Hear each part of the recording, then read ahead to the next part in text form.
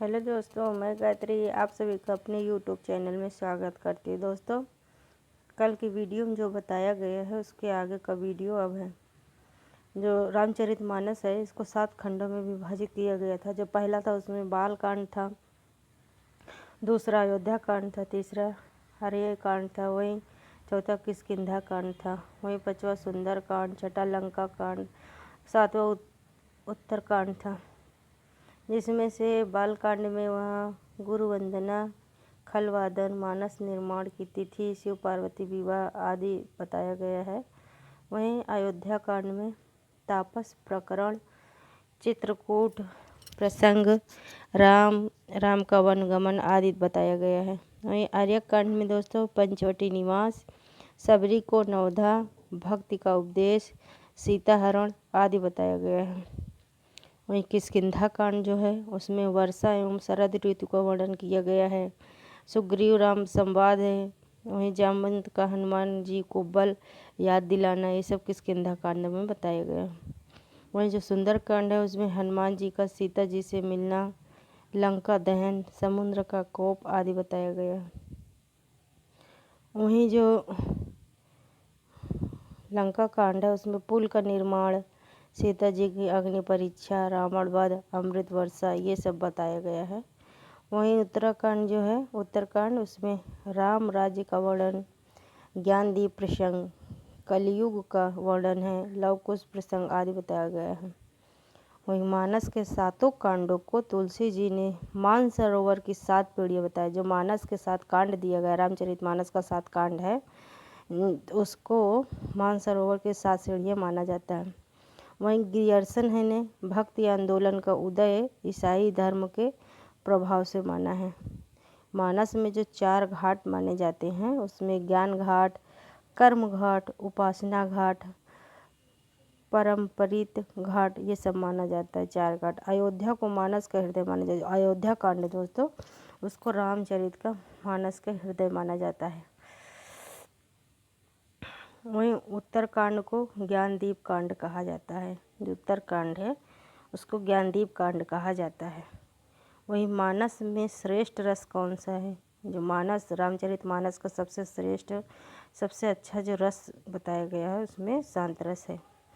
वहीं मानस में संवाद शैली को अपनाया गया है। इसमें 4 वक्ता और 4 श्रोता है।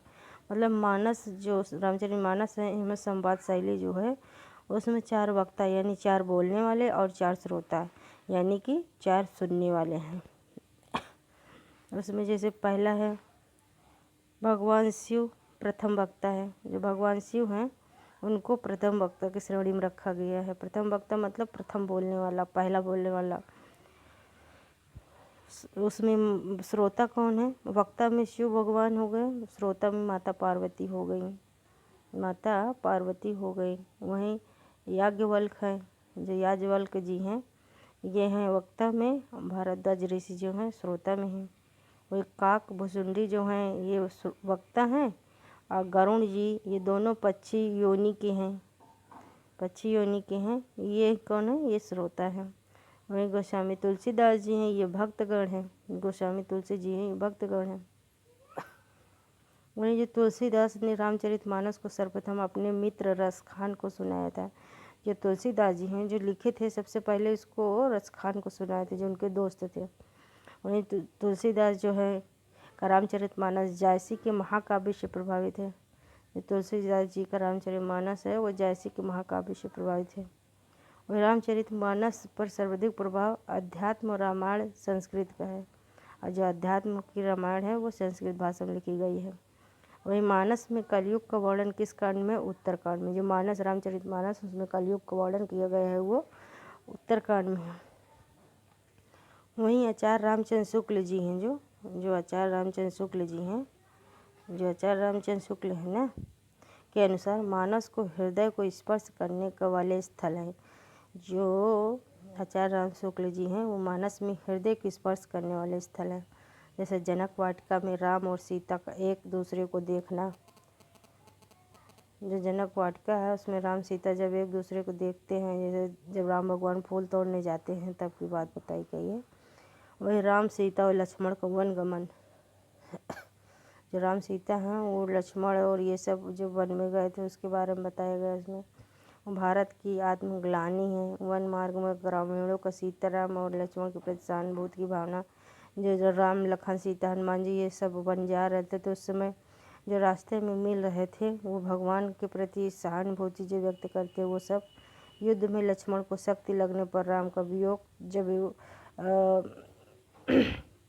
जब युद्ध हो रहा था, जब सीता माता को रावण चुरा के ले गया था, उस टाइम जब लड़ाई छिड़ी थी मैदान में तो युद्ध में, तो उसमें जो रावण का लड़का मेघदूत था वो जब इनको लक्ष्मण को तीर मार दिया था तो लक्ष्मण बेहोश हो गए थे, मूर्छित हो गए थे। उस समय की बात बताया गया है।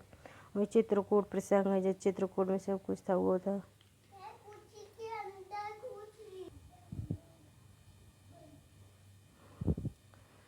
ये चित्रकूट प्रसंग है। दशरथ मरण है। जब राम लक्ष्मण सीता हनुमान जी ये वन चले गए थे उस समय तो दशरथ जी उनके वियोग में मृत्यु को प्राप्त हो गए थे, वो दिखाया गया सब।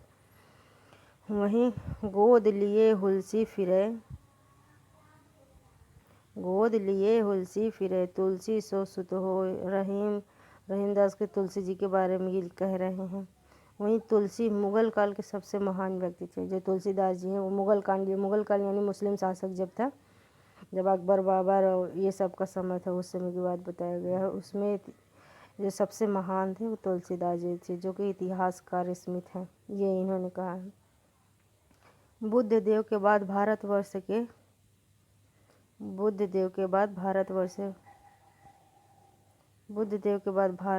के सबसे बड़े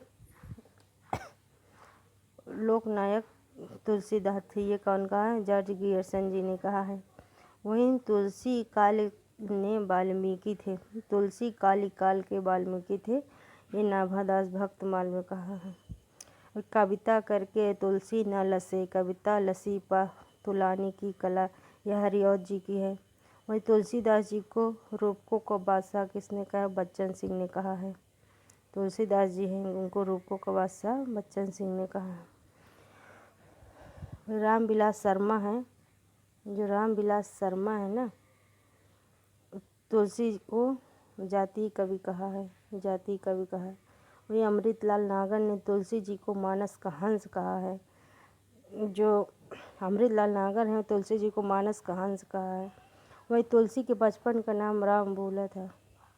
मानता है कि तुलसीदास जी जब पैदा हुए थे तो राम राम शब्द का उच्चारण कर रहे थे। वही तुलसी भी कैसे करते मानस नाद, यदि महावीर का मिला न होता उन्हें प्रसाद, ये मैथिली शरण गुप्त द्वारा कहा गया है। वहीं अस्थि चरमय देह ममताए ऐसी प्रीत, ये तुलसी जी की पत्नी है, रत्नावली जी ने कहा है। वहीं तुलसी जी ने विनय पत्रिका की रचना कालिकाल के से बचने के लिए किया है। वही तुलसी जी की और पंक्तियाँ इसमें दिया गया है, जो काव्य की कुछ पंक्ति दिया गया है, जैसे रामचरितमानस से दिया। नाना पुराण निगमागम संपतय यद रूमायणे निगदिन्ति क्वचिद् न्यौते अपि स्वतः सुखाय। तुलसी रघुनाथ गाथा भाषा निबंध मतिमुवज्ज मातानोति, ये सब पंक्ति दिया गया है। वहीं वर्णामर्थ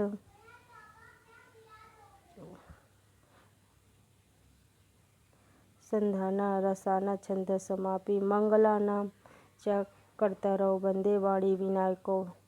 मैं पुनि निज गुरु सन सुनी कथा सुसु करकेत, कीरति भव निति भूति भली साई, सुर सरि सम सब कह हित होई।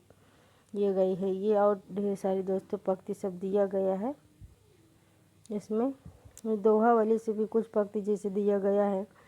इनकी जो रचना है ना, दोहावली, विनय पत्रिका, कवितावली, ये सब दिया गया है ना, वही दिया गया है। जिसमें से का भाखा का संस्कृत प्रेम चाहे साचू, का जुआवे कामरी का लय करे कमाचू। एक भरोसो एक बल एक आस विश्वास, एक राम घन श्याम हित चातक तुलसीदास।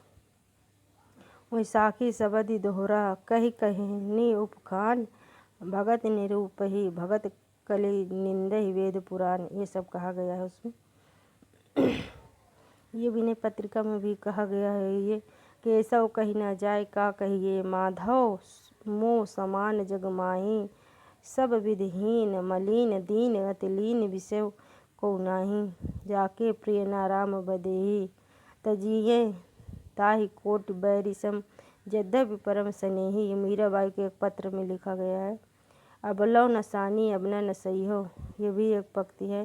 राम को गुलाम नाम राम बोला। ये सब दोस्तों आज की वीडियो में इतना ही। मेरे वीडियो को ज़्यादा से ज़्यादा लाइक करें, शेयर करें, कमेंट करें। दोस्तों मेरे चैनल को ज़्यादा से ज़्यादा सब्सक्राइब करें। दोस्तों धन्यवाद।